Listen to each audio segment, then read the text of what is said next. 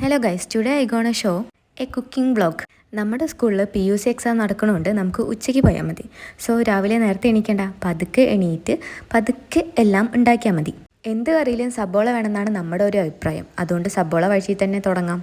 പിന്നെ കുക്കറിൽ ചോറ് വെച്ചിട്ടുണ്ട്. പിന്നെ രാവിലെ വെള്ളിയാഴ്ച ഉണ്ടാക്കി വെച്ച് ഉപ്പുമാവ് നമ്മളെല്ലാവരും കഴിച്ചു. പിന്നെ ഈ സബോള വഴറ്റി അടുത്ത് എന്ത് ചെയ്യുന്നത് നമുക്കൊരു നിശ്ചയമില്ല.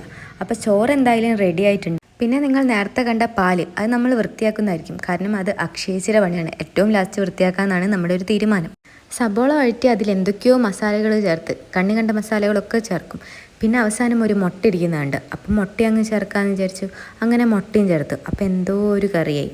കറിക്ക് അങ്ങനെ പ്രത്യേകിച്ച് പേരൊന്നുമില്ല. നിങ്ങൾക്ക് വേണമെങ്കിൽ ഇഷ്ടമുള്ളത് വിളിക്കാം. ചോറിൻ്റെ ഒപ്പം തൊട്ടുകൂട്ടാൻ എന്തെങ്കിലുമൊക്കെ വേണം. അതാണ് നമ്മുടെ ഏറ്റവും വലിയ ഉദ്ദേശം. കണ്ടോ ആ മുഖത്തൊരു സാറ്റിസ്ഫാക്ഷൻ. ചിക്കി പൊരിച്ചതിൽ കുറച്ച് ജിഞ്ചർ ഗാർലിക് പേസ്റ്റ് അത്ര തന്നെ. അത് പരിച്ചണൊന്നുമല്ല. പിന്നെ സവാള നമ്മളിത് ലാസ്റ്റാണ് തീരുമാനിച്ചത് മുട്ട ഇടാന്നുള്ള തീരുമാനം. ശരിക്കും ഒരു സവാളക്കറി ആയിരുന്നു നമ്മുടെ തീരുമാനം. ലാസ്റ്റാണ് നമ്മൾ മുട്ട ഇടാന്നുള്ള തീരുമാനം. മുട്ട ഇരിക്കാണ്ടപ്പോഴാണ് നമ്മൾ വിചാരിച്ചത് മുട്ട ഇട്ടേക്കാം. അതെ അല്ലേ, വൈകുന്നേരം എൻ്റെ മുട്ട പുഴുങ്ങുന്നതാണ് ഇല്ലാണ്ടാക്കി. അങ്ങനെ നമ്മുടെ കറി റെഡി ആയിരിക്കുന്നത്. ഇനി നെക്സ്റ്റ് എന്ന് പറഞ്ഞാൽ പപ്പടം കാച്ചണം. ചോറും കറിയും പപ്പടം അച്ചാറും, ആഹാ അന്തസ്. സോ ഇതാണ് നമ്മുടെ ഉച്ചയ്ക്കത്തെ ഇന്നത്തെ ഫുഡ്. എന്തായാലും നമ്മളൊരു സംഭവം തന്നെ.